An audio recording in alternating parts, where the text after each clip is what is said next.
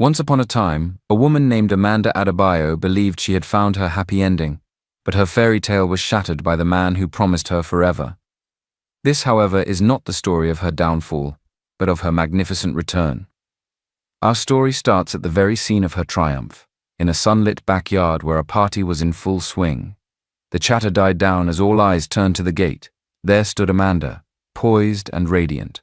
Her ex-husband Austin paled, his pregnant new wife clutching his arm in a panic.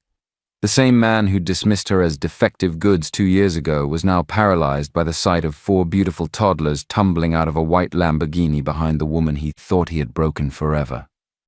As they say about karma, she doesn't just come back, she comes back in style. And sometimes she brings reinforcements. Her name was Amanda Okafor now. Though for 8 years she was Amanda Adebayo, desperately trying to be the perfect wife to a man who saw her as nothing more than a broken incubator.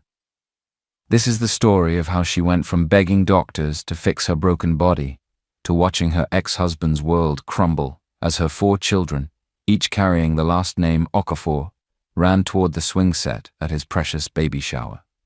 This story is for anyone who has ever been told they're not enough, had someone make them feel worthless, or been discarded like yesterday's trash, because sometimes the universe has a plan so perfect, so beautifully devastating, that it takes one's breath away. The story begins back when Amanda was 24 and naive enough to believe that love conquered all. She met Austin Adebayo at her cousin's wedding in 2019. She was the maid of honor. He was the best man. And they had that classic movie meet cute over a spilled glass of champagne. He was everything she thought she wanted. Stable job in finance, owned his own house, talked about wanting a big family someday.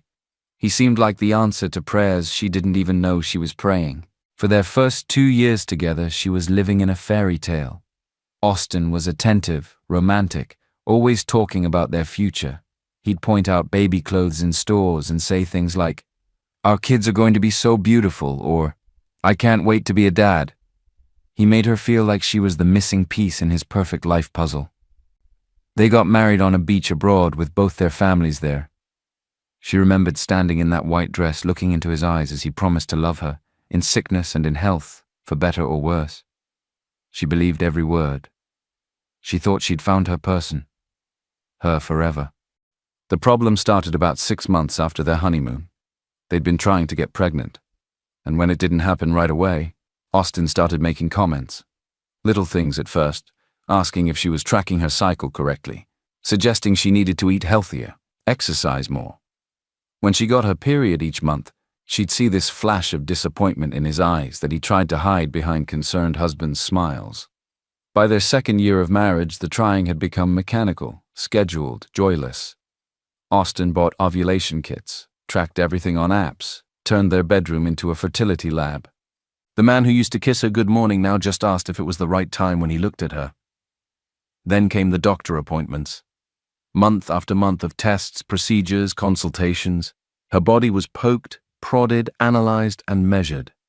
Every test came back normal. But Austin insisted they keep looking for what was wrong with her, because in his mind there had to be something wrong with her.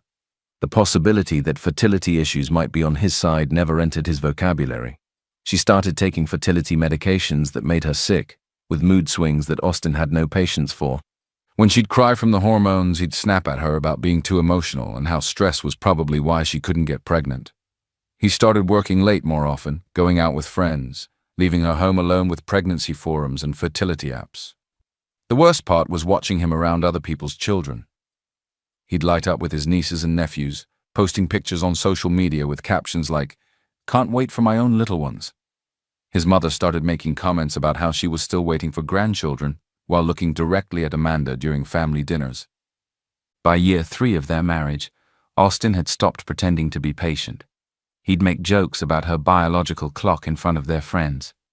He started talking about her fertility struggles to people without her permission, painting himself as the long-suffering husband dealing with a defective wife. She became the problem he had to solve, the burden he carried. Then one night in November 2023, everything changed. She was in their bedroom injecting herself with another round of fertility hormones when Austin walked in and just stood there watching her. His face held this look she'd never seen before. Not frustration or disappointment, but something closer to disgust. "You know what, Amanda?" he said, sitting on the edge of their bed. "I think we need to talk about other options." She thought he meant adoption, or maybe surrogacy. She was so desperate to save their marriage that she was ready to agree to anything. "I've been thinking," he continued. "Maybe we should take a break from all this trying. Maybe we should take a break from each other." The hormone injection fell from her hand onto the floor. The words, "take a break from each other," hit her like she'd been slapped. She stared at Austin, waiting for him to explain what he meant, hoping desperately that she'd misunderstood. "What are you saying?" she whispered, still kneeling on their bedroom floor next to the dropped syringe. Austin ran his hands through his hair. That gesture he did when he was stressed about work. Except this time, the stress was her. "I'm saying maybe we rushed into this whole baby thing. Maybe we need to figure out if we're even compatible long-term before we bring a child into this mess." This mess. 3 years of marriage and suddenly they were a mess. "Austin, we've been together for 5 years. We're married. How much more compatible do we need to be?" He stood up and started pacing, avoiding her eyes. "That's just it, Amanda. I feel like all we do anymore is focus on getting pregnant. When's the last time we just enjoyed each other? When's the last time we had fun?" She wanted to remind him that he was the one who'd turned their relationship into a fertility clinic. He was the one tracking her cycles, scheduling their intimacy, making doctor appointments. But something in his tone told her this conversation was heading somewhere she wasn't prepared for. "We can have fun again," she said, standing up. "We can take a vacation, go back to date nights, do whatever you want, but taking a break from each other. Austin, that sounds like you want to separate." "Maybe I do." The room went completely silent, except for the sound of her heart breaking. She'd known things were strained, but she thought they were working through it together. She thought the fertility struggle was something happening to them, not something he blamed her for. "Is this about the pregnancy?" she asked. "Because the doctors said there's still hope. We could try IVF or—" "Amanda, stop." Austin finally looked at her, and what she saw in his eyes was worse than anger. It was pity. "This isn't just about getting pregnant anymore. This is about who we've become. I feel like I'm married to someone whose only identity is trying to have a baby. Because you made it my only identity." The words exploded out of her before she could stop them. "You're the one who bought the ovulation kits. You're the one who scheduled everything. You're the one who made me feel like a failure every month." "I never said you were a failure." "You didn't have to say it. I could see it in your face every time I got my period. I could hear it in your voice when you talked to your friends about how hard this was for you. Like I was some kind of defective appliance you were stuck with." Austin's jaw tightened. "That's not fair, and you know it. I've been nothing but supportive through this whole process." "Supportive?" She laughed, but there was no humor in it. "Austin, you stopped touching me unless it was ovulation week. You stopped asking about my day unless it involved doctor appointments. You turned me into a project you were trying to fix. Maybe because that's all you became." The words came out harsher than he'd intended, and she watched him realize he'd said the quiet part out loud.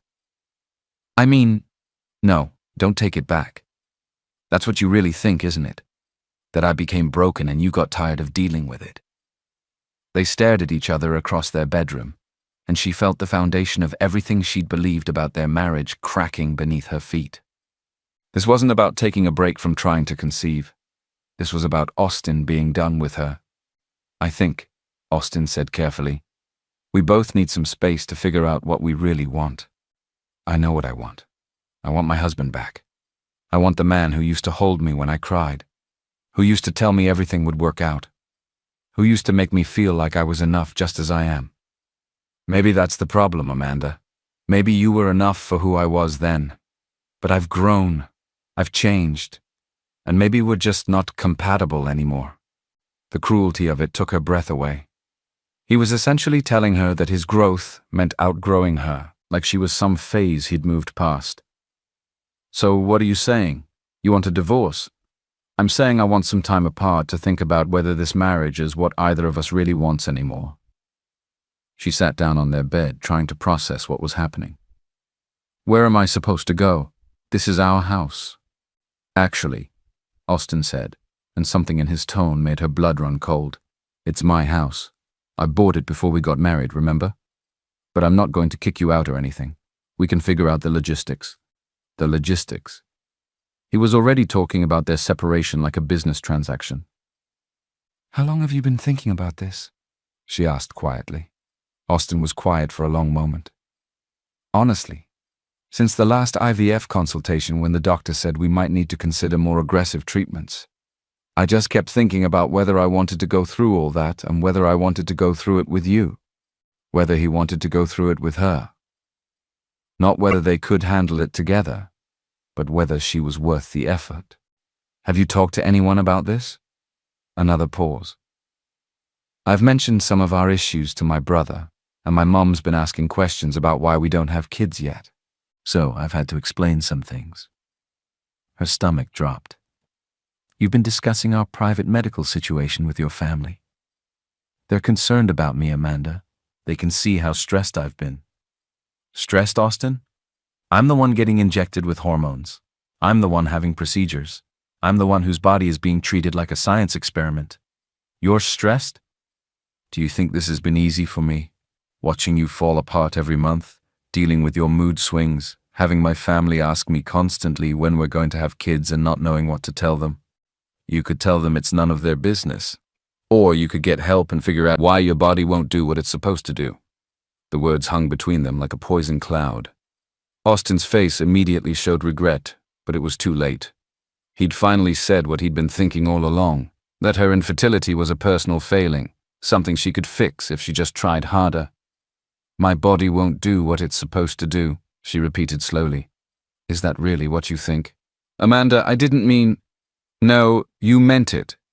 That's exactly what you meant." She stood up, feeling something shift inside her. "You think there's something wrong with me? You think I'm defective? I think we've been fighting biology for 3 years, and maybe it's time to accept that some things aren't meant to be. Some things, like our marriage." Austin looked at her with those same eyes that used to look at her like she hung the moon. Except now they held nothing but exhaustion. Maybe. That night, Austin slept in the guest room to give them both space to think. She lay in their bed staring at the ceiling, trying to understand how she'd gone from being the love of his life to being a problem he needed space from. The next morning, she found him in the kitchen making coffee. 1 cup. "I think I'm going to stay at my brother's place for a while," he said without looking at her. "Just until we figure things out." "How long is a while?" "I don't know. A few weeks. Maybe longer." She watched him pour coffee into his travel mug, the one she'd bought him for his birthday 2 years ago with "World's Best Future Dad" written on it. The irony was devastating. "Austin, can I ask you something?" He nodded, still not making eye contact. "If I could get pregnant tomorrow, would you still want this break?" For the first time in months, Austin looked directly at her. And in that moment, she saw the truth he'd been hiding. If she could give him a baby, none of their other problems would matter. If she could be the mother to his children, he'd put up with anything else. But since she couldn't do the one thing he'd married her for, everything else about her had become insufficient. "I don't know," he said quietly. But she knew, and for the first time in 3 years, she was grateful she couldn't give this man a child. Austin moved out on a Tuesday. He took his clothes, his electronics, and his coffee maker, leaving behind 3 years of marriage like it was a rental property he decided not to renew. For the first week, she convinced herself this was temporary. He needed space. He was processing. He'd come back once he realized what he was throwing away. She deep-cleaned the house, cooked his favorite meals, and froze them for when he returned. She even bought new sheets for their bed because she thought maybe a fresh start was what they needed. He called on day 8. "How are you holding up?" he asked, and for a second his voice held that gentle tone she remembered from when they first met. "I miss you," she said, gripping the phone like a lifeline. "The house feels so empty without you." "I miss you too," he said, and her heart lifted. But Amanda, I think this space is good for us. I'm sleeping better, thinking clearer. I think you should consider what this time apart is showing you too. What it was showing her was that she couldn't function without him. She'd built her entire adult identity around being Austin's wife, Austin's future baby mama, Austin's other half. Without him, she didn't know who she was supposed to be. I've been thinking about what you said, she told him, about taking a break from trying to get pregnant. Maybe you're right. Maybe we got so focused on having a baby that we forgot how to just be married. Yeah, Austin said, but something in his voice sounded distant. Maybe we did. So when are you coming home? We could start over, do things differently. There was a long pause. Amanda, I don't think I'm ready to come home yet. How much more time do you need? I don't know. I'm still figuring things out. What things, Austin? We've been married for 3 years. What is there to figure out? Another pause. Whether this marriage is something I want to keep fighting for. The words hit her like a physical blow. Fighting for? Is that what I am to you now? Something you have to fight for instead of something you want? That's not what I meant. Then what did you mean? I meant that maybe we've been trying so hard to make this work that we haven't stopped to ask if it should work. She felt something inside her starting to panic. Austin, I love you. You love me. That's enough. Everything else we can figure out. Is it enough, though? Because I've been thinking about what love is supposed to feel like, and I'm not sure what we have qualifies anymore. What we have qualifies, Austin. We made vows to each other, in sickness and in health, for better or worse. This is the worst part. This is when we're supposed to fight harder, not give up. Maybe, Austin said quietly. But I'm tired of fighting. That phone call lasted 2 hours with her begging and bargaining and promising to be different, better, easier. Austin listened with what felt like patience, but was probably just politeness. By the end, she'd agreed to give him more time, more space, whatever he needed. 3 weeks into their separation, Austin's mom called her. Amanda, my dear, I wanted to check on you. Austin told us about your temporary separation. Temporary. At least that's what he was calling it. I'm okay, Mrs. Adebayo. Just giving Austin the space he needs to work through things. Well, I want you to know that his father and I are praying for you both. Marriage is hard work, especially when you're dealing with fertility challenges. She felt her throat tighten. Thank you. That means a lot. Austin mentioned you might be taking a break from trying for a baby. That's probably wise.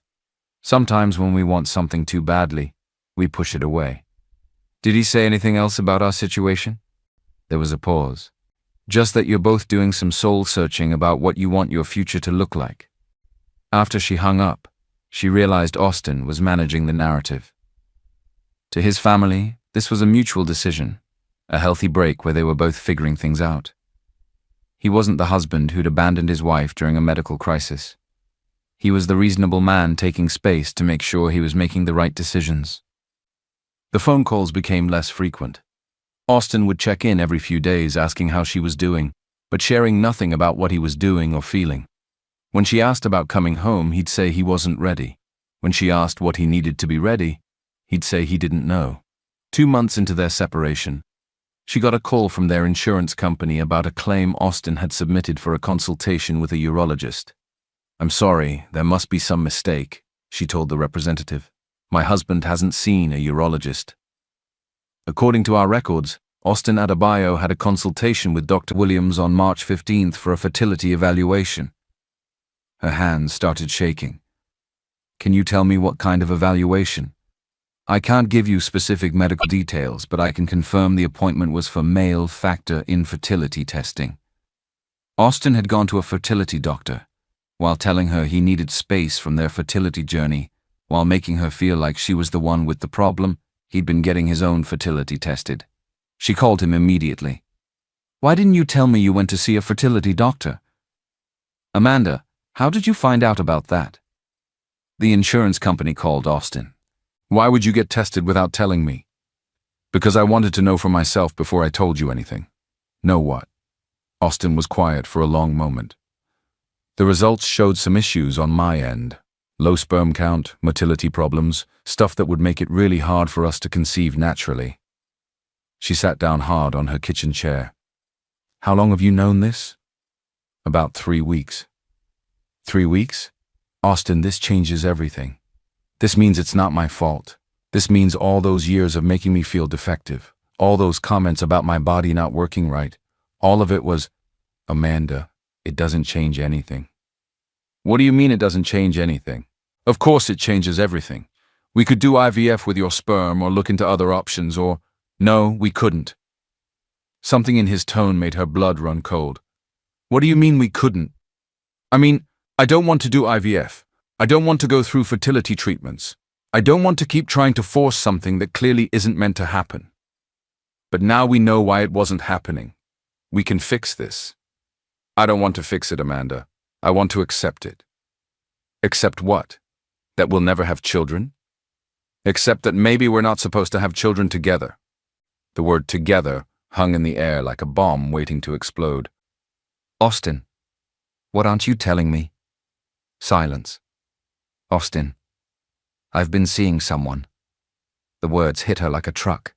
She actually dropped the phone and had to scramble to pick it up. You've been what? It's not serious. It just happened. But it's made me realize that what we have isn't working anymore. You've been cheating on me. We're separated, Amanda. I wouldn't call it cheating. We're separated because you said you needed space to think about our marriage, not because you wanted to date other people. I know how this sounds, but meeting someone else has shown me what I'm missing. Talking to her made me realize how unhappy I'd become in our marriage. She just gets it. She has this elegance, this class. It made me see what was missing. She felt like she was drowning. What's her name? That's not important. It's important to me. What's her name? Her name is Cynthia. She works at my company. Cynthia. He'd been working late all those months, and she thought it was because he was stressed about their fertility issues, but he'd been building a relationship with someone else. How long have you been seeing her? It started a few weeks before I moved out. A few weeks before? Austin, you asked for a separation so you could be with someone else. No, that's not how it happened. Cynthia and I were just friends, but talking to her made me realize how unhappy I'd become in our marriage. Unhappy because I couldn't get pregnant. Unhappy because we'd stopped being partners and become two people obsessed with the same impossible goal. And Cynthia doesn't want children. The cruelty of it was breathtaking. Austin didn't want to go through fertility treatments with her, but he was perfectly willing to date a younger, single woman who wasn't even interested in children. The issue had never been about having a family. So you get to have a classy, unencumbered life after all, she said quietly. Amanda, it's not about that. It's exactly about that. You didn't want to go through the work of having children with me, but you'll date a woman you think has more class. You didn't want to fix our fertility problems, but you'll find someone for whom it's not even a topic of discussion. That's not fair. Fair? Austin, you let me blame myself for 3 years. You made me feel like my body was broken, like I was the problem, like I wasn't woman enough to give you what you wanted. But instead of working through it with me, you found someone else who represented the easy, classy life you wanted without any of the work. It's not that simple. It's exactly that simple. You used our fertility problems as an excuse to leave me for someone more convenient. Amanda, I think we should talk about moving forward with making this separation permanent. The word permanent echoed in her head. You want a divorce? I think it's what's best for both of us. Best for both of us, or best for you and Cynthia. I want you to be happy, Amanda. And I don't think you can be happy with me anymore. That's not your decision to make. Actually, it is. I can't stay in a marriage that isn't working just because you're afraid to let go. 3 days later, divorce papers were delivered to her door. The divorce papers were 37 pages of legal language that essentially said Austin wanted everything and she deserved nothing. According to his lawyer, their house was Austin's separate property since he bought it before marriage. Their joint savings account was mostly Austin's contributions since he made more money. Even her car was technically in his name because he'd gotten a better financing rate when they bought it. She stared at those papers in her empty kitchen, realizing that 8 years with Austin had left her with almost nothing to show for it, except debt from fertility treatments that were apparently pointless. Her lawyer was a tired-looking woman named Mrs. Cole, who specialized in divorce cases. "I have to be honest with you, Amanda," she said during their first meeting. "Since you were only married 3 years, and most assets were his before marriage, you're looking at a very modest settlement. Maybe enough for a security deposit on an apartment and a few months of living expenses. What about spousal support? You're young, healthy, college-educated. The court will expect you to support yourself pretty quickly." She thought about the last 3 years she'd spent focused entirely on getting pregnant instead of building a career. She'd been working part-time at a non-profit, making barely enough to cover her personal expenses, while Austin handled the mortgage and major bills. She'd been playing house instead of building a life. "How long do I have to find somewhere to live?" "Austin's being generous by giving you 60 days. Legally, he could probably get you out sooner since the house is his." Generous. Austin was being generous by not immediately kicking out the wife he'd abandoned. The first sign that Austin was becoming someone she didn't recognize came during their second mediation session. She'd asked if she could keep some of the furniture they bought together, and Austin's lawyer had responded by listing every item Austin wanted to retain, which was basically everything except her personal belongings. "I'd like to keep the dining room set," she said quietly. "We picked it out together for our first anniversary." Austin didn't even look at her. "I'm keeping all the furniture. Amanda can take her clothes and personal items." "Austin, I need somewhere to sit, something to eat on. You're keeping an entire house full of furniture. You should have thought about that before you let our marriage fall apart." Before she let their marriage fall apart. As if she'd been the one who'd given up, who'd found someone else, who'd filed for divorce. "I didn't let anything fall apart," she said, her voice rising. "You abandoned our marriage the minute you decided I was broken. I abandoned a marriage that had become nothing but doctor appointments and ovulation schedules." Austin shot back. "I abandoned a wife who had no identity outside of trying to get pregnant. Because you made that my only identity. You turned our entire relationship into a fertility project." Austin's lawyer cleared his throat. "Perhaps we should focus on the practical matters at hand." Mrs. Cole squeezed her arm gently, reminding her to stay calm. But something inside her was breaking apart. This man she'd loved, who she'd given everything to, was treating her like an obstacle to overcome, rather than a person who'd shared his life. 3 weeks into the divorce proceedings, Austin's cruelty took a new turn. She was at the grocery store when she ran into his mother. "Amanda," Mrs. Adebayo said, pulling her into a hug that felt forced. "How are you holding up, dear?" "I'm okay," she lied, "taking things one day at a time." "Austin told us about the divorce papers. I have to say we're all quite shocked." She felt her stomach clench. "What exactly did Austin tell you?" "Well, he said you decided you couldn't handle the fertility struggles anymore, and that you'd asked for the divorce." The grocery store seemed to tilt around her. "She asked for the divorce?" "He said you decided you wanted to start over with someone who didn't remind you of your fertility problems, that you needed a fresh start." She gripped her shopping cart to keep her hands from shaking. Austin was rewriting history, making himself the victim of her supposed breakdown instead of the husband who'd abandoned his wife for his co-worker. "Mrs. Adebayo, that's not what happened." "Oh, my dear, you don't need to explain anything to me.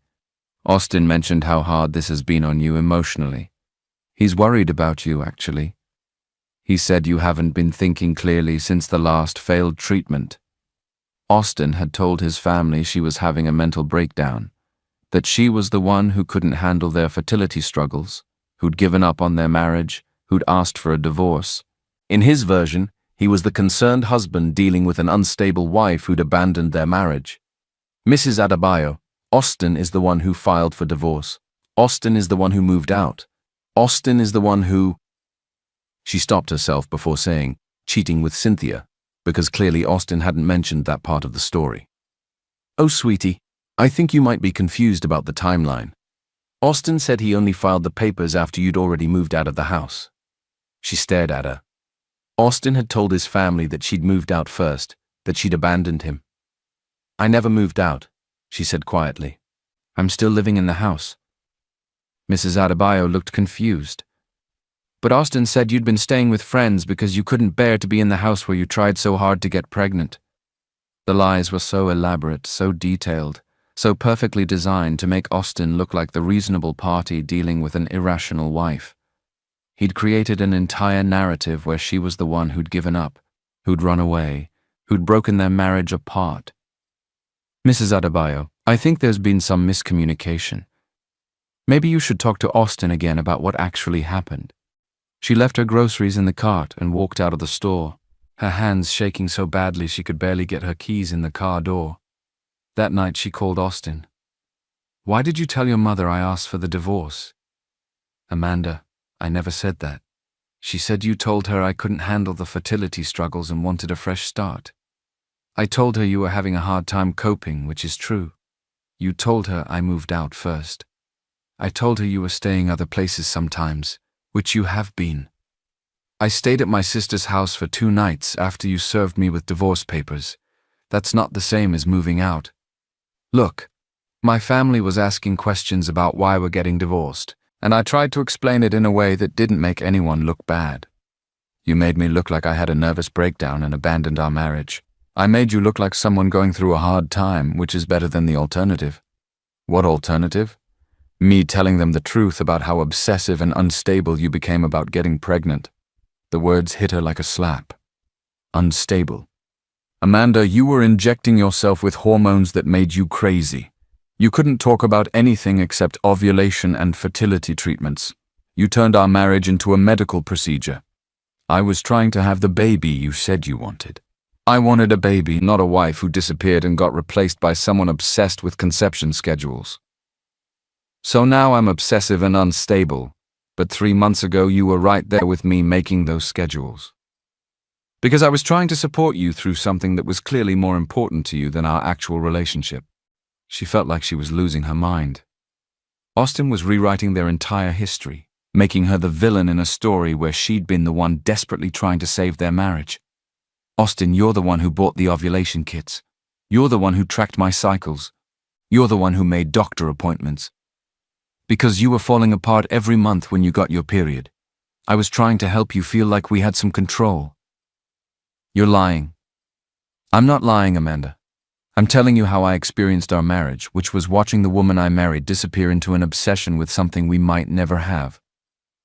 She hung up the phone and sat in her empty house, wondering if she was actually going crazy. Had she been obsessive? Had she made fertility more important than their relationship? Had she driven Austin away with her desperation to get pregnant? 2 days later, she found out Austin and Cynthia were living together. Her neighbor mentioned seeing a woman at Austin's brother's house where Austin had supposedly been staying.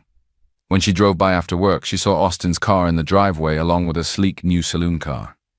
She sat in her car across the street, watching through the windows as Austin played with his nephews in the living room, while a beautiful woman cooked dinner in the kitchen. They looked like a happy, complete couple. Austin had moved on so completely that he was already playing house with someone else, while she was living in an empty house, waiting for divorce papers to finalize so she could figure out how to rebuild her entire life from nothing. That's when she realized Austin's cruelty had been strategic. He'd made her feel crazy, made her doubt her own memories, made her question whether she'd been the problem all along. He'd isolated her from his family by painting her as unstable. He'd left her with no financial resources and no support system. And he'd done it all while playing the concerned husband, dealing with an unhinged wife. The final insult came the following week when Austin called to tell her about the baby shower invitation. I wanted to give you a heads up about something, he said, his voice artificially gentle. Cynthia is pregnant. The words hit her like a physical blow. Pregnant? We found out last week. It's still early, but we wanted to tell our families. How is that possible? You said you had fertility issues. Turns out the tests were wrong. Or maybe my levels improved after I stopped being stressed about it all the time. Of course, Austin's fertility problems had magically resolved themselves the minute he left her. Anyway, Austin continued. We're having a baby shower next month, and Cynthia thought it would be good to invite you. She couldn't speak. Amanda, are you there? You want to invite me to your baby shower? Cynthia thinks it would show that we're all adults about this situation. That there's no hard feelings. No hard feelings. The man who destroyed her life, stolen her home, and rewritten their history wanted to invite her to celebrate the baby he'd conceived immediately after leaving her because she couldn't get pregnant. I don't think that's a good idea, Austin. Look, I know it might be awkward, but I think it would be good for you. Show everyone that you're moving on, that you're not bitter about how things ended. Show everyone.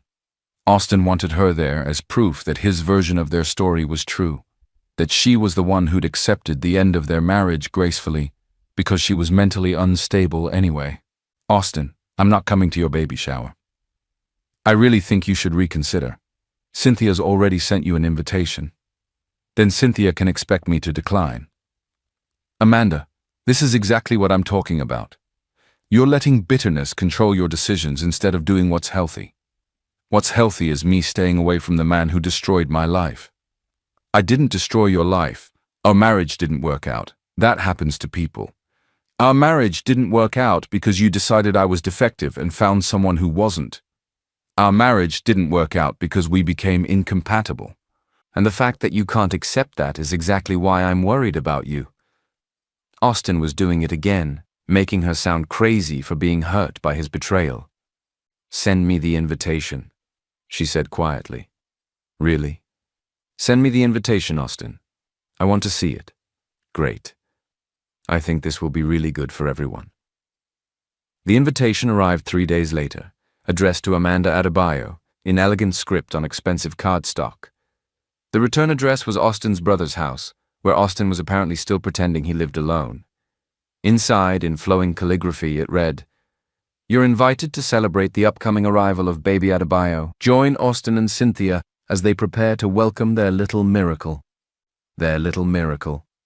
Austin and Cynthia were having their little miracle while she sat in an empty house, facing bankruptcy from fertility treatments that had been pointless anyway, about to be homeless because her husband had decided she was broken goods. But as she stared at that invitation, something shifted inside her. For the first time in months, she wasn't sad. She wasn't hurt. She wasn't confused about what had happened to her marriage. She was angry. And for the first time since Austin had walked out, she started thinking about what she really wanted her life to look like.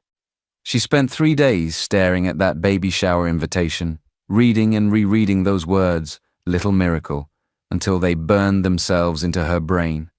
Austin and Cynthia's little miracle, conceived effortlessly while she'd spent 3 years believing her body was broken. On the 4th day, she decided to drive past Austin's brother's house again. She told herself she just wanted to see if Austin was actually living there or if that was another lie. But really she thought she was torturing herself. She wanted to see his new perfect life so she could feel properly sorry for herself. She parked across the street around dinner time, watching through the windows as Austin played with his nephews while Cynthia cooked. It looked like a commercial for domestic happiness, and she felt that familiar stab of inadequacy watching him interact with family so easily. She was about to leave when she heard voices coming from the front of the house. Austin and Cynthia had stepped out onto the veranda, which overlooked the street. They stood near the railing, their voices carrying clearly in the quiet evening air, completely unaware they could be overheard. "I still can't believe you actually invited her," Cynthia was saying, and she could hear the amusement in her voice. "I told you it was a stroke of genius," Austin replied. "My mum's been asking too many questions about why the marriage really ended. Having Amanda show up looking pathetic will answer all those questions without me having to say a word." She froze in her car, her hand on the keys. "But what if she doesn't come?" Cynthia asked. "Oh, she'll come. Amanda's too pathetic not to come. She's probably been sitting in that empty house for weeks, desperate for any excuse to be around me again." Cynthia laughed. "You're terrible. The poor woman." Poor woman. Cynthia, obsession with getting pregnant, who couldn't accept that some people just aren't meant to have children. "Still, inviting your ex-wife to your baby shower is pretty cold even for you." "It's perfect," Austin said, and she could hear the satisfaction in his voice. "Everyone will see exactly what I had to deal with. My mum, my family, all our old friends. They'll see this bitter, childless woman who couldn't handle that I moved on and found happiness. What if she causes a scene? Even better. Let her have a breakdown at our baby shower. Let everyone see how unstable she really is. It'll justify everything I've told them about why our marriage failed. She sat in her car feeling like the ground was disappearing beneath her. Austin hadn't invited her to show there were no hard feelings. He'd invited her to humiliate her publicly, to use her pain as entertainment for his friends and family. The timing is perfect too, Austin continued. She'll be getting the final divorce papers any day now, so she'll be at her lowest point. She'll probably show up in some tragic outfit looking desperate and pathetic, and everyone will understand exactly why I had to leave her. You are so bad, Cynthia said, but she was laughing. I'm strategic. My family needs to see what I was dealing with so they stop making me feel guilty about the divorce. Once they see Amanda at our baby shower looking broken and bitter while we're celebrating our miracle baby, they'll realize I made the right choice. Our miracle baby. Austin was calling Cynthia's pregnancy a miracle while calling her infertility a personal failing. What if she brings someone? Cynthia asked. Austin actually snorted. Bring someone? Cynthia, look at her life. She has no friends, no career, no money, no prospects. She's a 30-year-old woman whose entire identity was being my wife. Who's she going to bring? They went back inside, still laughing about their plan to use her as the entertainment at their baby shower. She sat in her car for another 20 minutes, letting the full scope of Austin's cruelty sink in. He hadn't just left her. He hadn't just rewritten their history to make himself look better. He was actively planning to destroy what was left of her reputation and dignity by parading her pain in front of everyone they'd known as a couple. Austin wanted her at that baby shower so people could see the crazy, bitter ex-wife compared to his new perfect family.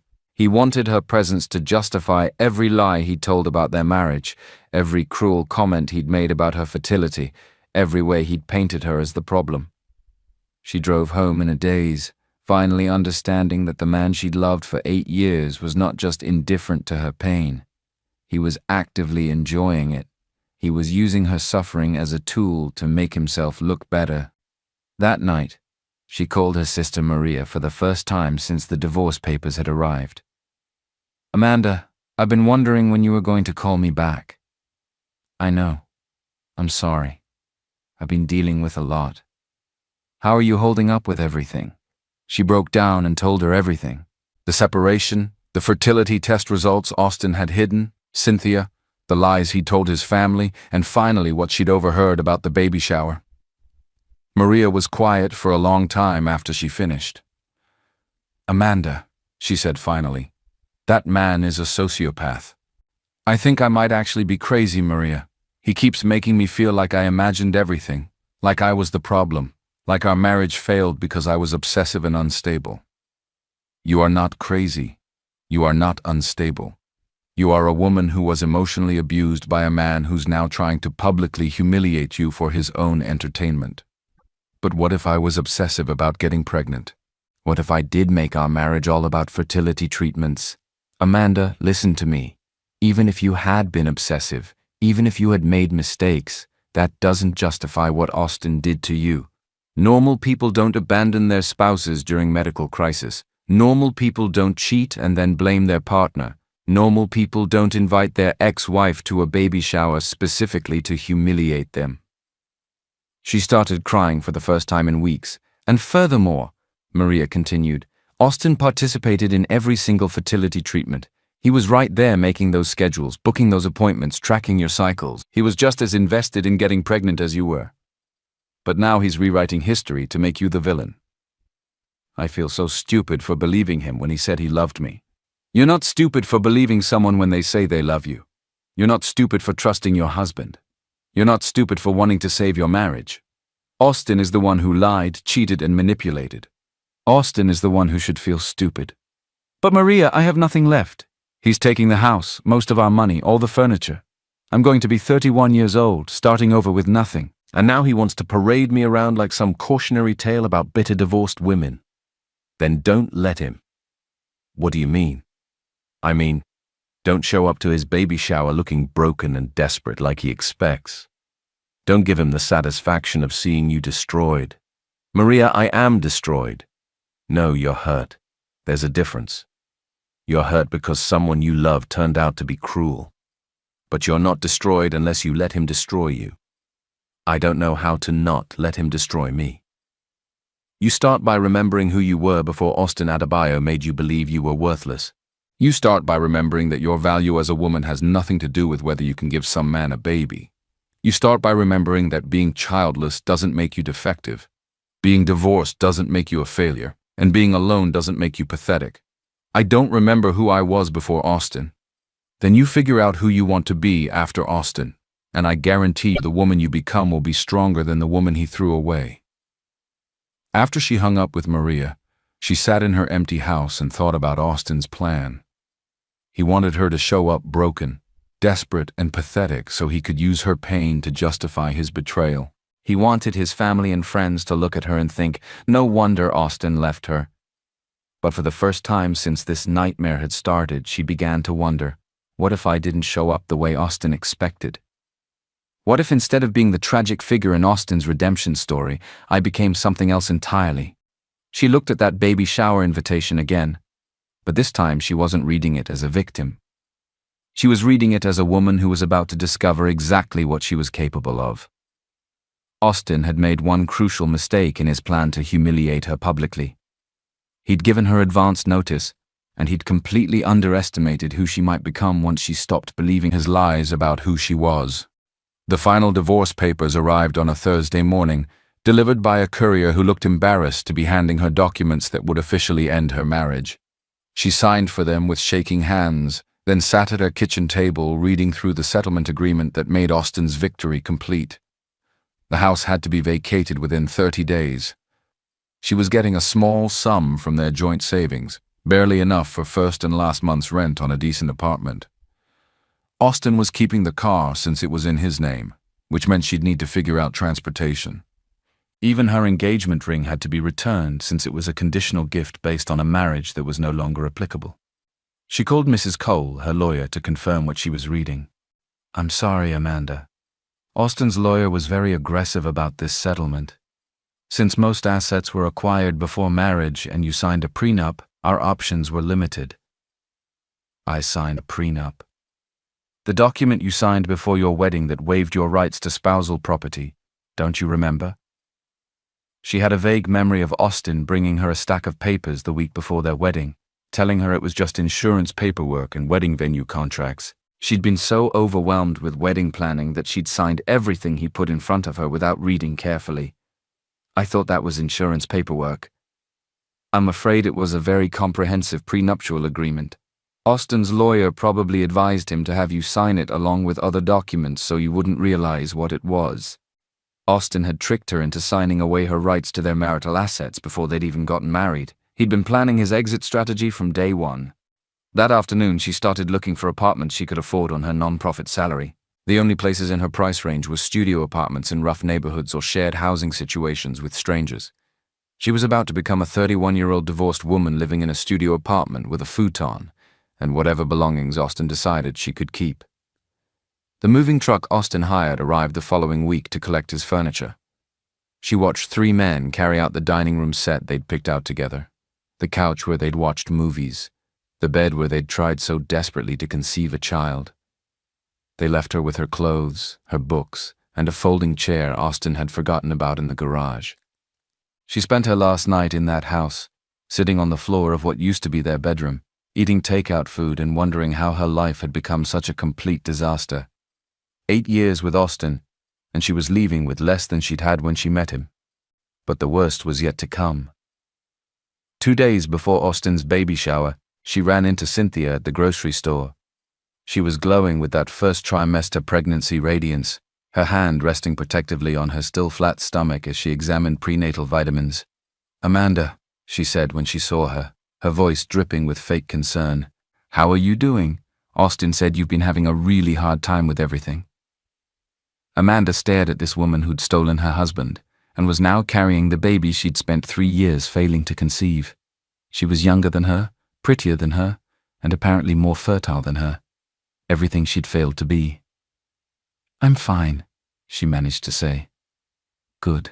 I'm so glad to hear that." Austin's been so worried about you. Austin was worried about her. The man who'd engineered her complete destruction was worried about her. I hope you're still planning to come to the baby shower, Cynthia continued. I know it might be awkward, but Austin thinks it would really help you move on. Move on? You know, accept that Austin's happy now and stop holding on to the past. He said you've been having trouble letting go of your marriage. Amanda felt something inside her crack. Cynthia wasn't just carrying Austin's baby, she was carrying his narrative about her. She genuinely believed Amanda was some pathetic ex-wife who couldn't accept that Austin had moved on to someone better. Cynthia, can I ask you something? Of course. Did Austin tell you why our marriage ended? He said you became obsessed with having a baby, and it put too much strain on your relationship, that you couldn't handle it when the treatments didn't work, and you started blaming him for your fertility problems. Austin had told her that Amanda had blamed him for her fertility problems, when the truth was that he blamed her for his fertility problems. Did he mention that he had fertility issues too? Cynthia looked confused. Austin doesn't have fertility issues.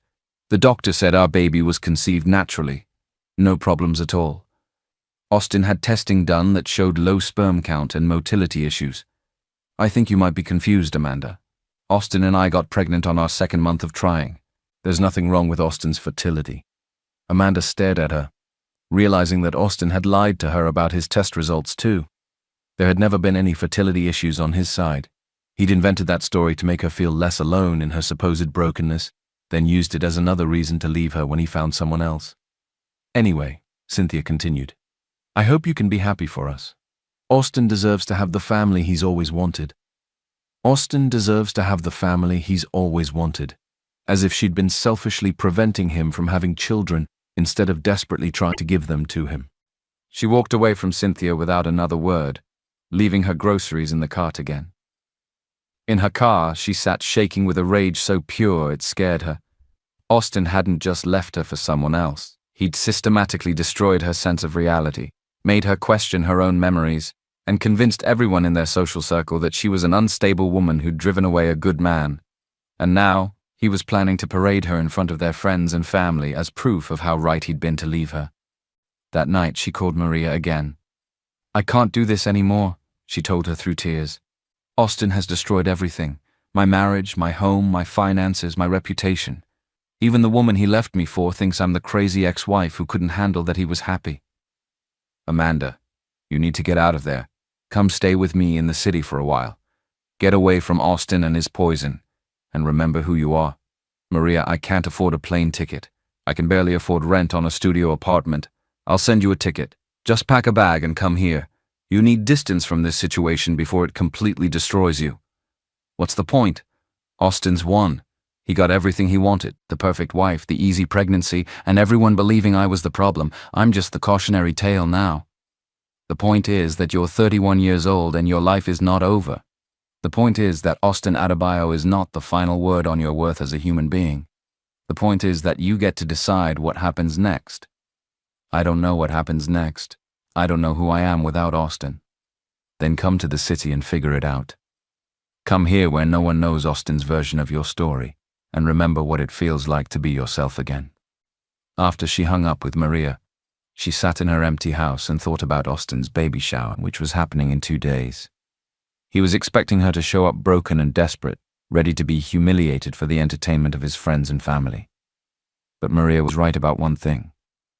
Austin didn't get to be the final word on her worth. She looked around at the empty rooms that had once been her home, at the folding chair that was now her only furniture, at the suitcase she'd packed with the few possessions Austin had allowed her to keep.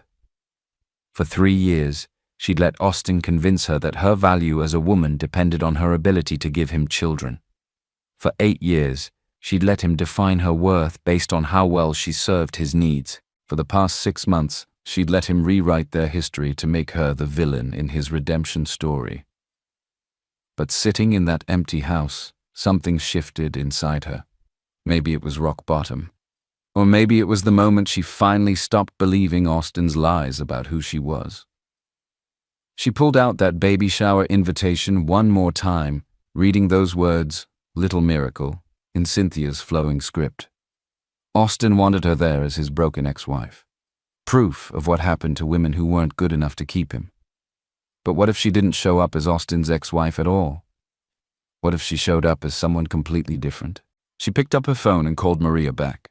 Maria, I changed my mind about moving. Really? When do you want me to book your flight? I don't want to run away from Austin's baby shower. I want to go. Amanda, I don't think that's a good idea. You heard what Austin said about wanting to humiliate you? I did hear what Austin said, and I've decided he's right about one thing. This baby shower is going to show everyone exactly who we really are. It's just not going to show what he thinks it's going to show. What do you mean? I mean, Austin has been telling everyone I'm a broken, bitter woman who couldn't handle that he found happiness. So, I'm going to show up at his baby shower and prove him right. I'm confused. Austin expects me to arrive looking desperate and pathetic. He wants his family and friends to look at me and think, thank God Austin escaped from that mess. So that's exactly what I'm going to give them. Amanda, that sounds like you're planning to humiliate yourself. No, Maria. I'm planning to let Austin humiliate himself. For the first time in months, she was thinking clearly. Austin had built his entire narrative around the idea that she was unstable, bitter, and pathetic. He'd convinced everyone that leaving her was an act of self-preservation. But narratives could be rewritten, and Austin had just given her the perfect stage to do it. She spent the next morning researching Austin's baby shower like she was planning a military operation. The party was being held at his brother Daniel's house, the same house where Austin had been pretending to live alone while actually playing house with Cynthia. According to the social media event page Cynthia had created, 60 people were invited, including Austin's entire family, his co-workers, and most of their former mutual friends. The guest list read like a catalogue of everyone who now believed Austin's version of their story. His mother, who thought she'd abandoned their marriage because she couldn't handle fertility struggles. His brother, who probably thought Austin was a saint for putting up with her obsession with getting pregnant. His co-workers who'd watched Austin find happiness with Cynthia after escaping his unstable ex-wife. She was studying the event photos Cynthia had posted, decorations in soft pastels, elegant table settings, a dessert table that probably cost more than her monthly grocery budget, when her phone rang. Miss Adebayo, this is Dr. Bello from the fertility clinic. I wanted to follow up on your recent test results. Her heart stopped. I'm sorry. What test results? The comprehensive fertility panel you had done 3 weeks ago. The results came back and I wanted to discuss some exciting findings with you. Dr. Bello, I haven't been to your clinic in over 6 months. According to our records, you had blood work and ultrasound imaging done on March 28th. Let me check. Yes, here it is. The results show excellent ovarian reserve, perfect hormone levels, and no indicators of any fertility issues whatsoever. She felt the room start spinning. That's impossible. I've been trying to get pregnant for 3 years with no success. Miss Adebayo, based on these test results, you should have no trouble conceiving naturally. In fact, your fertility markers are exceptional for your age. I'm actually surprised you haven't conceived already. Doctor, I think there's been some mistake. Let me double-check the information. Birth date, November 15th. That was her. Yes, but I didn't have any tests done. The tests were ordered by your husband, Austin Adebayo. He said you were too emotional about the results to call yourself, so he wanted to handle the follow-up. Austin had ordered fertility tests for her without her knowledge, then lied about the results. Dr. Bello, what exactly did my husband tell you about my previous test results? He said you'd been told you had unexplained infertility, and that you were having a difficult time emotionally accepting the diagnosis. He wanted updated testing to see if anything had changed. And what do these new results show? They show that whoever told you that you had fertility problems was either incorrect or lying. Miss Adebayo, you're one of the most fertile women I've tested in my 20-year career. She hung up the phone and sat in her folding chair trying to process what she'd just learned. Austin had secretly ordered new fertility tests for her, discovered that she'd never had fertility problems, and hidden the results while filing for divorce and getting Cynthia pregnant. Austin had known for months that her infertility was a lie. He'd known when he said he didn't want to pursue treatments. He'd known when he filed for divorce. claiming they were incompatible because of their fertility struggles. Austin had discovered that she was perfectly capable of getting pregnant, and instead of telling her, he'd used that information to justify leaving her for someone else. But why would Austin hide fertility test results that proved she wasn't broken? The answer hit her like a lightning bolt. Austin hadn't left her because she couldn't get pregnant. Austin had left her because she could get pregnant, and he didn't want to have children with her. All those years of fertility treatments, hormone injections, doctor appointments, and emotional devastation, Austin had been sabotaging their chances of conceiving while making her believe she was defective. She called Dr. Bello back. "Doctor, I need to ask you something specific about my test results. Based on my fertility markers, what are the chances I would have conceived naturally over the past 3 years if we'd been trying properly?" "Given your excellent fertility indicators, I'd estimate roughly a 90% chance of conception within the first year of trying, assuming normal male fertility and proper timing. What would prevent conception in someone with my fertility levels? Poor timing, male factor infertility, or deliberate interference with the conception process. Deliberate interference? What kind of deliberate interference? Birth control without the partner's knowledge, sabotaging fertility timing, providing incorrect information about ovulation cycles. Unfortunately, I've seen cases where one partner secretly prevents conception while the other partner believes they're trying." Austin had been sabotaging their attempts to conceive while convincing her that she was the problem. She thought back to all those months of tracking her cycle and how Austin had been the one managing the timing. How he bought the ovulation kits and interpreted the results. How he'd scheduled their intimacy around what he claimed were her fertile days. Austin had been deliberately mistiming everything while making her believe they were trying their hardest to get pregnant. For 3 years, she'd injected herself with hormones, undergone painful procedures, and blamed her body for failing to do something Austin was actively preventing from happening. And when he'd gotten tired of the charade, he'd secretly confirmed that she was perfectly fertile, then used their infertility struggles as justification for leaving her for a woman who he felt was more his speed, someone who offered an escape into a different kind of life. She called Maria immediately.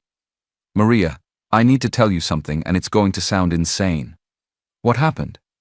He told her about Dr. Bello's call, about the test results Austin had hidden, about the realization that he'd been sabotaging their conception efforts while making her believe she was broken. Maria was quiet for a long time. "Amanda," she said finally, "that's not just cruel, that's psychological abuse. Austin didn't just lie to you. He systematically destroyed your sense of reality while causing you physical and emotional harm. Maria, what if Austin never wanted children with me at all? What if he just liked the idea of being married, but when it came time to actually start a family, he realized he didn't want it to be with me? Then he should have been honest instead of torturing you for 3 years. But don't you see? Austin couldn't just say he didn't want children with me because then he'd look like the bad guy. So instead he made me believe I couldn't have children. Made everyone believe our marriage failed because of my fertility problems. Then left me for someone else so he could have a life free of that baggage, a life with someone he thought was more sophisticated. That's diabolical. It's perfect. Austin gets to be the victim of unfortunate circumstances instead of the husband who abandoned his wife because he didn't want to have children with her. He gets the life he wants without any of the work or commitment, and I get to be the broken woman whose body failed her marriage." But sitting there with this new information, she realized Austin had made one crucial mistake. He'd assumed she would never find out the truth.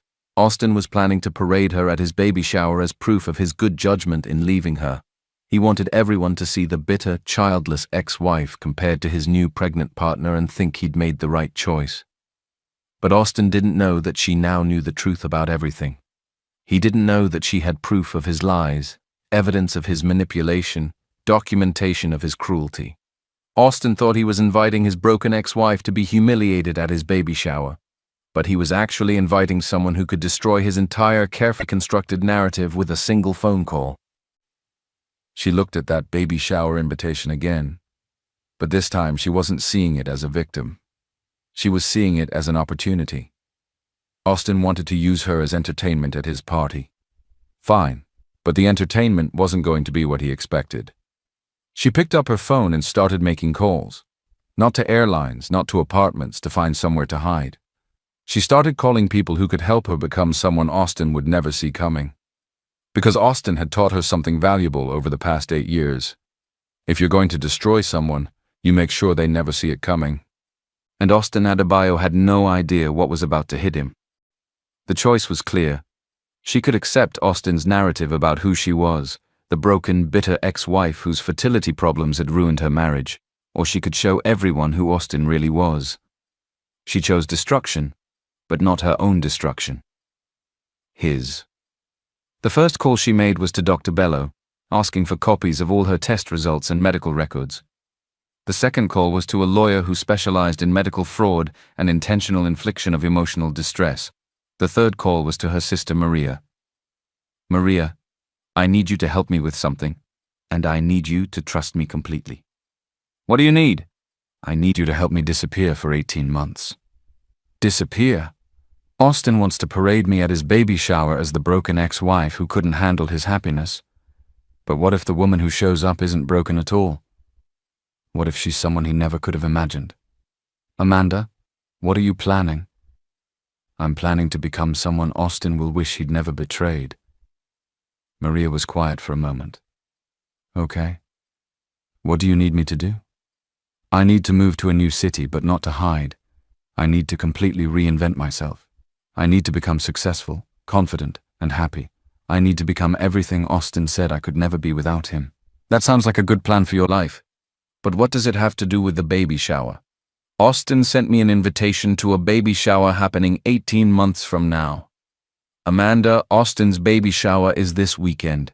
No, Maria. Austin's first baby shower is this weekend, but I have a feeling there's going to be another celebration in his future. And when there is, I'm going to be ready. What she didn't tell Maria was that she'd already started putting pieces in place.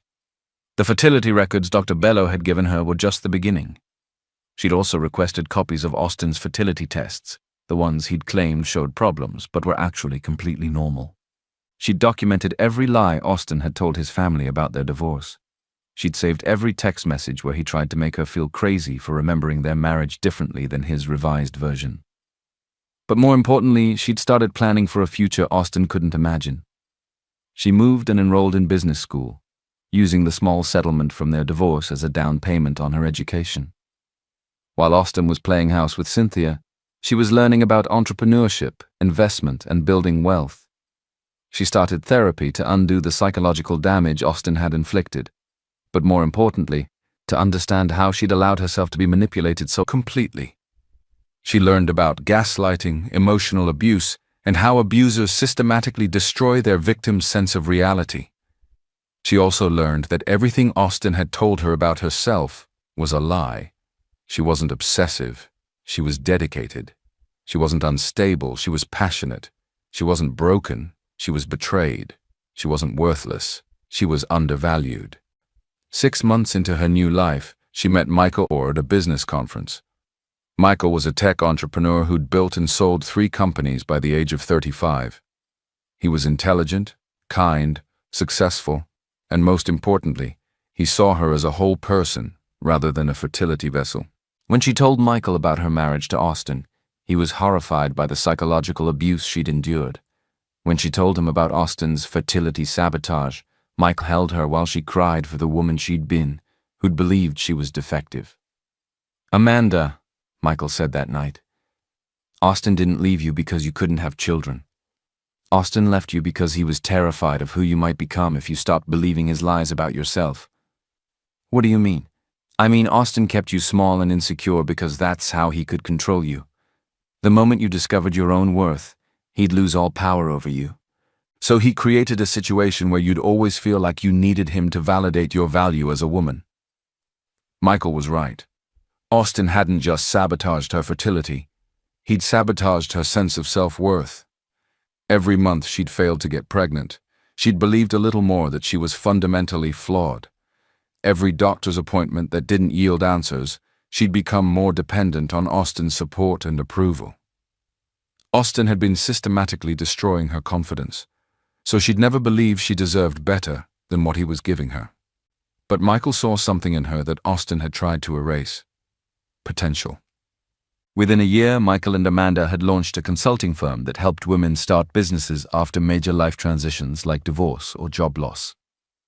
The company was immediately successful because they were solving a real problem, helping women rebuild their lives after being torn down by circumstances or people who'd underestimated them. Michael and Amanda fell in love while building something meaningful together. When he proposed, it wasn't because he needed her to complete his life. It was because he wanted to share his life with someone he genuinely admired and respected. But the real miracle happened when they decided to start a family. She got pregnant on their second month of trying, exactly like Dr. Bello had predicted she would with her excellent fertility. When the ultrasound showed they were having twins, Michael cried with joy. When the next ultrasound revealed they were actually having quadruplets, Michael spun her around the doctor's office, laughing about how they were going to need a bigger car. 4 babies, Michael said, kissing her. Our little team. Are you sure you can handle 4 babies at once? Amanda, I can handle anything with you. You're the strongest woman I know. Michael had seen her build a successful company from nothing. He'd watched her heal from years of psychological abuse. He'd witnessed her discover her own worth and refuse to settle for less than she deserved. To Michael, she wasn't a woman who'd failed at her first marriage because of fertility problems. She was a woman who'd survived emotional torture and emerged stronger. When their quadruplets were born, 2 boys and 2 girls, all healthy and perfect. I want the world to know these children belong to our family, he said. I want everyone to know how proud I am to be their father and your husband. So, Anna, John, Sarah, and Peter Okafor came into the world as part of a family built on mutual respect, genuine love, and shared dreams. Amanda was adjusting to life as a mother of 4 when Austin's second baby shower invitation arrived. The envelope was addressed to Amanda Adebayo at her old address, but the post office had forwarded it to her new home, a sprawling house in an exclusive neighborhood that Michael and she had bought to accommodate their growing family. She stared at the invitation, realizing Austin had no idea that Amanda Adebayo no longer existed. The woman who'd been broken by his betrayal had been replaced by Amanda Okafor, entrepreneur, mother, and wife to a very successful man. Cynthia's having another baby shower? Michael asked, reading over her shoulder. Apparently. And Austin still thinks I'm the pathetic ex-wife who never got over him. Are you going to go? She looked at Michael holding Sarah while John crawled around his feet, and she thought about the woman she'd been when Austin left her. That woman had believed she was worthless without a husband, broken without children, and destined to live as a cautionary tale about women who couldn't keep their men satisfied. But the woman she'd become had built a multi-million-dollar business, married a man who worshipped her, and given birth to 4 beautiful children who would grow up knowing their mother was powerful. Actually, she said, smiling at Michael, I think I am going to go. Should I be worried about Austin trying to manipulate you again? Austin can't manipulate someone who knows exactly who she is and what she's worth. Besides, I think it's time Austin learned who I really became after he threw me away. Michael grinned. Should I be worried about what you're planning to do to him? Austin spent years making me believe I was broken. He used my supposed fertility problems to justify destroying my life. He paraded my pain as entertainment for his friends and family. And now I'm going to show him exactly what he lost when he decided I wasn't worth fighting for. The baby shower was being held at the same country club where Austin and Amanda had celebrated their anniversary 3 years ago. As she pulled into the parking lot in her white Lamborghini, a gift from Michael when their company hit its first $1 million in revenue, she could see Austin through the window holding court with his friends, while Cynthia showed off her pregnant belly to the other women. She checked her appearance in the rearview mirror. Designer dress, professional makeup, confidence radiating from every pore. She looked like success, happiness, and everything Austin had convinced her she could never achieve without him. But the real surprise was in the back seat. Anna, John, Sarah, and Peter Okafor, 18 months old and absolutely perfect, were dressed in matching outfits and ready to meet their mother's ex-husband. As she unbuckled the first car seat, She thought about Austin's plan to humiliate her at his last baby shower. He'd wanted everyone to see the broken, childless woman who'd been too damaged to keep him satisfied. But Austin had made one crucial error in his calculations. He'd assumed she would stay broken. Instead, she'd used his betrayal as fuel to become everything he'd told her she could never be. And now, Austin was about to discover that the woman he'd thrown away had become the woman he'd never deserved in the first place. She lifted Sarah out of her car seat and smiled as she gurgled happily in her arms. "Ready to meet Mommy's old friend," she whispered to her. "He's about to learn what happens when you underestimate a woman who refuses to stay defeated." As she walked toward the country club entrance with 4 beautiful children and the confidence of a woman who'd rebuilt her entire life from the ashes of Austin's cruelty, she could see guests starting to notice them through the windows. Austin's conversation stopped mid-sentence as he caught sight of her through the glass. His face went completely white as he registered what he was seeing: the infertile ex-wife he destroyed, walking toward his baby shower with quadruplets and radiating the kind of success he'd convinced everyone she could never achieve. The entertainment portion of Austin's baby shower was about to begin. But once again, the entertainment wasn't going to be what Austin expected. The country club fell silent as she walked through the door, carrying Sarah with Anna, John, and Peter toddling beside her in their matching outfits. Every conversation stopped, every head turned. Every person who'd believed Austin's story about his broken, infertile ex-wife stared in shock at the confident woman with 4 beautiful children who'd just walked into their narrative. Austin's champagne glass slipped from his hand and shattered on the marble floor. "Oh my goodness," someone whispered. "Is that Amanda?" Cynthia, who'd been showing off her pregnant belly to a group of women, turned around and her face went pale. The woman Austin had described as pathetic and childless was standing in her designer dress with quadruplets who were clearly thriving and happy.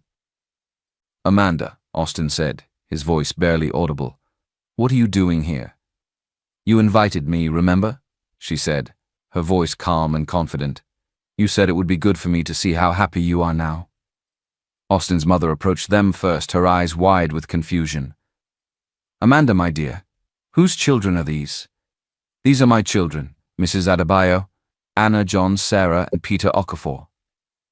"Okafor?" Austin's voice cracked.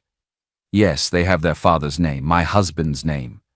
The word husband hit Austin like a physical blow. He'd been so certain she'd never recover from their divorce, never find someone else, never have the family she'd wanted so desperately. "You're married?" Cynthia asked, her voice high and strained. "Very happily married.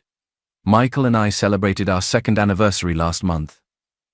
"But Austin said you couldn't have children," Mrs. Adebayo said, looking confused. "He said that's why your marriage ended." Amanda smiled gently at Austin's mother, the woman who'd pitied her for years based on her son's lies. "Mrs. Adebayo, I think Austin might have misunderstood some medical information. As you can see, I had no trouble having children once I was with the right partner."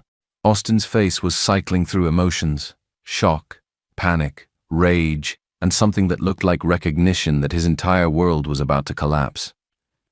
"How old are they?" Austin's brother Daniel asked, doing math in his head. 18 months, she replied cheerfully.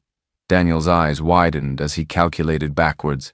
"But that means you got pregnant almost immediately after your divorce was final." "Actually, I got pregnant about 6 months after our divorce. Apparently, Austin was incorrect about my fertility issues." A murmur went through the crowd as people began to realize the implications of what she was saying. If she'd gotten pregnant easily with someone else, then Austin's story about their marriage ending due to her infertility didn't make sense. "I don't understand," Cynthia said, looking between Austin and Amanda. "Austin said you had unexplained infertility, that you'd been trying for years with no success." "We were trying for years with no success," she confirmed. "But it turns out the problem wasn't my fertility after all." Austin's face had gone completely white. He knew where this was heading, and he was powerless to stop it. "Austin," his mother said slowly, "if Amanda could have children, why couldn't you two have children together?" The country club was dead silent, except for the babies babbling happily in their strollers. Everyone was looking at Austin, waiting for an explanation that would make sense of the contradictions in his story. It's complicated, Austin said weakly. Actually, it's not complicated at all, she said, pulling out her phone. Dr. Bello from the fertility clinic helped me understand exactly what happened. Austin's eyes went wide with panic. Amanda, don't... What, Austin? Don't tell the truth? Don't share the medical records you hid from me? Don't explain to your family and friends how our marriage really ended? What medical records? Mrs. Adebayo asked. Amanda looked around the room at all the people who'd believed Austin's version of their story, who'd pitied her as the broken woman who'd driven away a good man. Austin secretly ordered fertility tests for me 3 weeks before he filed for divorce. The results showed that I have exceptional fertility, better than average for my age. The doctor said I should have had no trouble conceiving naturally. The silence in the room was deafening. But Austin never told me about those test results, she continued. Instead, he used our fertility struggles as justification for ending our marriage. I don't understand, Cynthia said, but her voice suggested she was starting to understand perfectly. Austin let me believe for 3 years that my body was broken, that I was defective, that I was the reason we couldn't have children. He watched me inject myself with hormones, undergo painful procedures, and blame myself for our fertility problems, while he knew the entire time that there was nothing wrong with me. Austin's mother looked at her son with horror. Austin, is this true?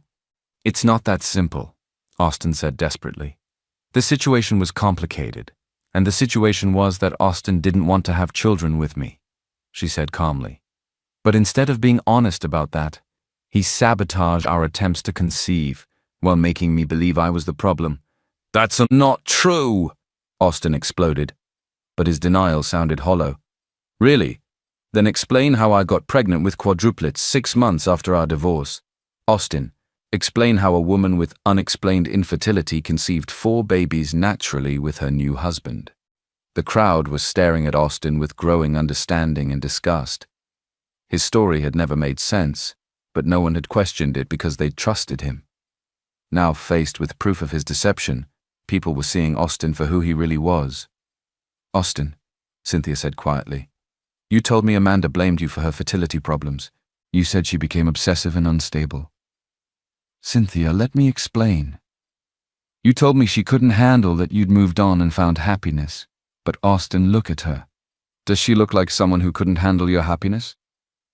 Everyone looked at Amanda, successful, confident, surrounded by 4 beautiful children and radiating the kind of contentment that came from being genuinely loved and valued. I think, Mrs. Adebayo said slowly, we need to hear the truth about what really happened in your marriage. Austin looked trapped, realizing that all his lies were collapsing around him. Mom, this isn't the time or place. Actually, this is exactly the time and place, she said gently. Austin wanted me here to show everyone how pathetic his ex-wife had become. So let's show everyone exactly who we both really are. She looked around the room at faces she'd known for years. Austin's family, their former friends, people who'd believed his story about the unstable ex-wife who'd ruined a good marriage. Austin told you all that our marriage ended because I was obsessed with having children and couldn't handle our fertility problems. But Austin knew I could have children easily because he'd seen my test results. Austin told you I became bitter and unstable. But Austin was the one who filed for divorce after starting a relationship with Cynthia while we were still married. Cynthia gasped. While you were still married? Austin asked for a separation, moved in with his brother, and started dating Cynthia while telling me he needed space to think about our marriage. He let me believe we might reconcile while he was already building a new relationship. Austin, Daniel said, his voice full of disgust. You told us Amanda had left you. I never left Austin, she said quietly. I lived in our house alone for months, waiting for him to come home while he was playing house with Cynthia. The look on Austin's face told her he knew his reputation was destroyed. Every lie he'd told was being exposed in front of everyone who mattered to him. But here's what Austin didn't count on, she continued. Austin thought destroying my marriage would destroy me. He thought taking away my home, my financial security, and my sense of self-worth would leave me broken forever. She looked directly at Austin, the man who'd once made her believe she was worthless. Instead, losing Austin was the best thing that ever happened to me. It forced me to discover who I really was underneath all the lies he'd made me believe about myself. Michael chose that moment to walk into the country club, having finished parking the car. He was tall, handsome, successful, and clearly adored her and their children. He kissed her gently and took Peter from her arms. "Sorry I'm late, my dear. Traffic was terrible." He looked around the silent room and smiled. "I hope I didn't interrupt anything important. Just introducing our children to some old friends," she said, smiling up at her husband. Austin stared at Michael, the successful, attractive, devoted husband who valued her in all the ways Austin never had. "Austin," Amanda said, looking at her ex-husband one final time. "Thank you." "Thank you?" Austin's voice was barely a whisper. Thank you for showing me that I deserved better than settling for someone who saw me as broken. Thank you for forcing me to rebuild my life so I could discover how strong I really was. Thank you for leaving me so I could find someone who sees my worth. She looked around the room at all the people who'd believe Austin's lies about her. And thank you for inviting me to your baby shower so I could show everyone who I really became after you threw me away. Austin's reputation, his narrative, his entire identity as the reasonable man who'd escaped an unstable wife was lying in pieces around his feet. Cynthia was staring at Austin with dawning horror. Austin's family was looking at him with disgust and shame. His friends were understanding that they'd been supporting a man who'd psychologically abused his wife for years. "Austin," Cynthia said quietly, "I think we need to talk." As Michael and Amanda loaded their children back into their car seats, she felt a peace she hadn't experienced in years. Austin had spent so much energy trying to destroy her that he'd never realized he was actually freeing her to become someone extraordinary. "How do you feel?" Michael asked, as they drove away from the country club. "I feel sorry for him," she said. "Honestly, Austin spent so much time focused on keeping me small that he never worked on becoming someone worth keeping. He threw away a woman who would have loved him forever. And for what? So he could feel superior to someone for a few years. His loss," Michael said, reaching over to squeeze her hand. "Though I have to admit I'm grateful he was too stupid to appreciate what he had. Otherwise I never would have found you." She looked back at their 4 children sleeping peacefully in their car seats, then at her husband who'd seen her strength when Austin had only seen her desperation. Austin had tried to write a story where she was the broken ex-wife who'd ruined a good marriage through her own inadequacies. But stories can be rewritten by people who refuse to accept someone else's narrative about their worth. In the end, Austin got exactly what he deserved, the consequences of his own cruelty. And she got exactly what she'd always deserved, a love built on truth, respect, and genuine partnership. As they drove home to their beautiful life, Amanda realized Austin had been right about one thing. That baby shower had shown everyone exactly who they really were. It just wasn't the revelation Austin had been expecting. Sometimes the universe doesn't just give you justice, it gives you poetry. And sometimes the best revenge is simply living so well that your former abuser becomes irrelevant to your happiness. Austin thought he was ending Amanda's story when he filed those divorce papers, but he was actually just giving her permission to write a better one. And that is the most beautiful kind of revenge there is. But the universe, it turned out, wasn't quite finished with Austin Adebayo. His life after the disastrous baby shower was a quiet humiliation. Cynthia stayed, but the trust was gone, replaced by suspicion and resentment. He had his miracle baby, and then a second barely 2 years later, but the joy was muted, tainted by the knowledge of what it had cost him. The final, devastating twist came 3 years later. His youngest son fell ill, needing a blood transfusion. During the screening process, the doctors delivered the news with clinical detachment.